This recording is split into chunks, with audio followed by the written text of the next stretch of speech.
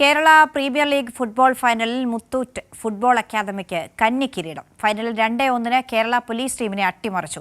Striker ദേവദത്തിന്റെ പ്രകടനമാണ് ടൂർണമെന്റിൽ ഉടനീളം മുത്തൂറ്റിന് മികച്ച വിജയം സമ്മാനിച്ചത്.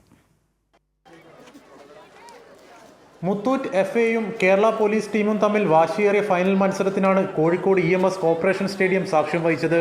ഷോർട്ട് പാസുകളുടെ മുത്തൂറ്റ് എഫ്.എ പതുക്കെ മത്സരത്തിൽ താളം കണ്ടെത്തുകയായിരുന്നു. ആദ്യ പകുതി അവസാനിക്കുന്ന തൊട്ടു മുമ്പേ മുത്തൂറ്റിന്റെ മിന്നും താരമായ ദേവദത്തിന്റെ ഉഗ്രൻ ഗോൾ.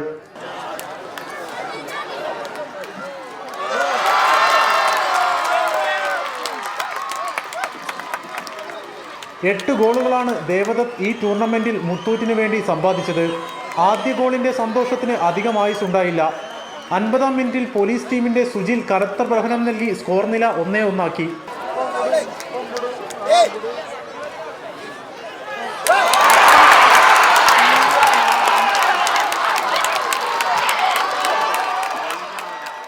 അറുപത്തിനാലാം മിനിറ്റിൽ പോലീസ് ടീമിന്റെ ഗോൾ വലയിലേക്ക് അഭിത് തൊടുത്ത ഷോട്ട് മുത്തൂറ്റിന് ജയം സമ്മാനിക്കുകയായിരുന്നു.